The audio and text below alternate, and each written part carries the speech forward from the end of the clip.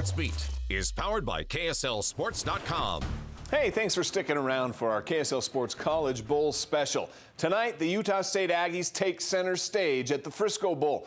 But they've been in the spotlight for reasons other than football this past week. Of course, as we know now, police cited quarterback Jordan Love and running back Gerald Bright for possession of marijuana. Coach Gary Anderson, though, never doubted. He said Love and Bright would both be playing tonight. And on the first drive of the game, the Aggies take it 75 yards in less than 3 minutes.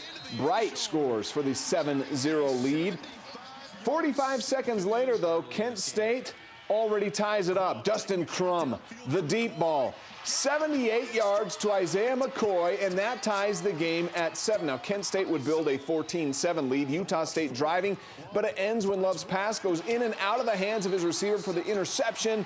That led to a field goal. Aggies down 17-7 after one quarter. Second quarter, Love brings the Aggies right back, and he uses his top target, Cioce Mariner. And he's going to make an incredible catch, too. Look at this. With the right hand, one-handed. That touchdown ties the game at 17. Later in the quarter, Love makes history. This run gives him the most total yards in school history, over 8,800 yards. In the third quarter, Aggies down 26-17, but still not out of it. Love to Devin Tompkins. Tompkins is in for the touchdown, makes it a 2-point game. There was a lot of scoring going on in the fourth quarter of this one. Aggies down 7, and Tompkins strikes again. The 57-yard run. This is going to tie the game at 34. Tompkins' second touchdown of the game. The Aggies' defense, nowhere to be seen tonight, though. They gave up 10 straight points. This touchdown helping Kent State to the lead, but Jordan Love kept him in the game. Connects with Mariner again. Both feet in. Cuts the lead to 3. Then on 4th and goal, Kent State decides to go for it. Crum keeps it.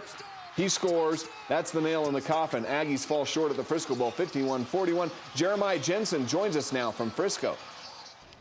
Sam, the Kent State Golden Flash is behind me celebrating the first bowl win in their school's history, while Utah State is dealing with disappointment.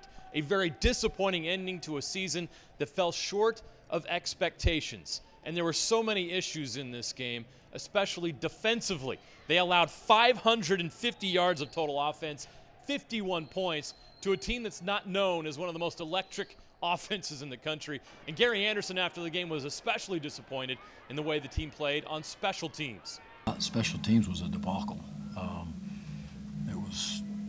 The kickoffs were time and time again just putting the defense in a hard spot that made things extremely difficult. And it was disappointing because the special teams has really been solid all year long. But tonight it cost us a lot. Jordan Love went 30 of 39 for 317 yards and 3 touchdowns in his final game as an Aggie. He also becomes the career total yards leader in school history with 8,830. He'll go down as the greatest quarterback in Utah State history.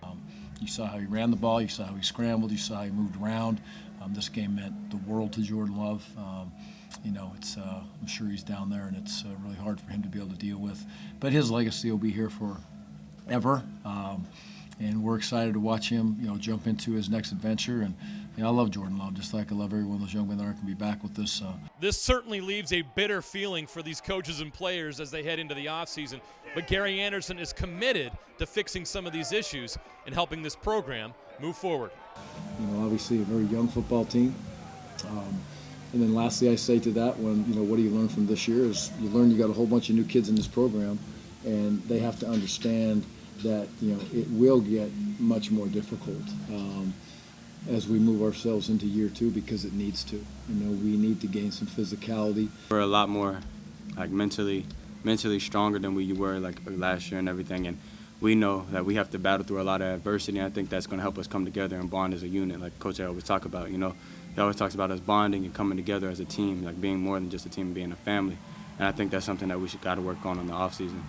As the Aggies move forward, there are reasons to be optimistic. You saw what Devin Tompkins can do tonight, and the entire offensive line returns. So whoever wins that starting quarterback job next year will have guys to work with, and we'll see what Coach Anderson can do to get this team to play the way he wants them to. In Frisco, I'm Jeremiah Jensen with the Aggies. Sam, back to you.